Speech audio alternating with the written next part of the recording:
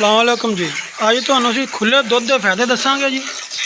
आ जिहड़े बंदे कहंदे आ डब्बे दा दुध पीना चाहिए वो बकवास करदे आ। खुला दुध पीवो ते जान बनावो।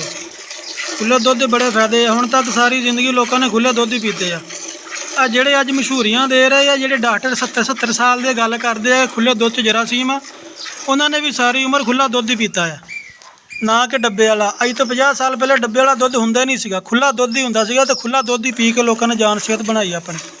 आ चेक करो जी, बिल्कुल साफ सुथरा और कह लो कि कोई कचरा नहीं हैगा विच किसी किस्म का। लेकिन जो दुध नूं तुसीं उबालना आ, जिस डिग्री ते तुसीं उबालदे जे उस टाइम ये अंदर जिन्ने भी जरासीम होंदे सारे खत्म हो जाते हैं। जिस तरह अजकल लोग चीनी नूं लाइक घट करते हैं, गुड़ नूं ज़्यादा हुण लाइक करन लग पे आ। अगर गुड़ नूं तुसीं लाइक करदे जे इस करके करदे जे देसी चीज़ आ, चीनी के अंदर बहुत सारे कैमिकल पाए जाते जिहदी वजह तो वो लोग घट खा रहे और लोगों की बीमारियां वध रही, शुगर वध रही है। और गुड़ खाने वाला बंदा कभी भी बीमार नहीं होएगा। इस तरह खुला दुध पीने वाला बंदा कभी भी बीमार नहीं होएगा, तो हड्डियां मजबूत होणगियां और तुहाडे जिस्म दे उत्ते फालतू चर्बी नहीं जमेगी, तुहाडा पेट वड्डा नहीं होएगा, सेहतमंद रहोगे।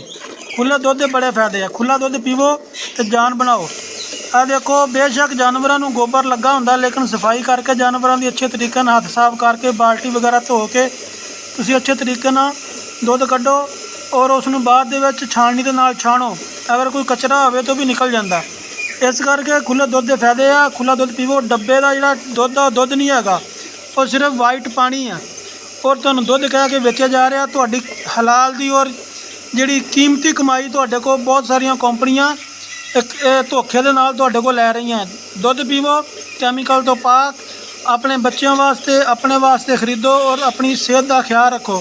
खुला दुध पीवो, क्योंकि डब्बे वाला दुध बिल्कुल ही बीमारियां वास्ते सबब बनता, बीमारियां पैदा करता। खुले दुध के बड़े फायदे हैं। चेक करो जी, माशाल्लाह गाढ़ा दुध मक्खन ते मलाई वाला। ये दुध पीवो तो जान बनाओ। तो साडे अज दे वीलॉग नूं लाइक करो, शेयर करो, दोस्तों नाल भी शेयर करो और इस तरह की मजीद वीडियोज़ देखने वास्ते साडे इन्फॉर्मेशन राजपूत चैनल नूं सबसक्राइब करो। अपना ते अपने चैनल का ख्याल रखो। तो मैनूं दुआओं में याद रखना। बहुत शुक्रिया।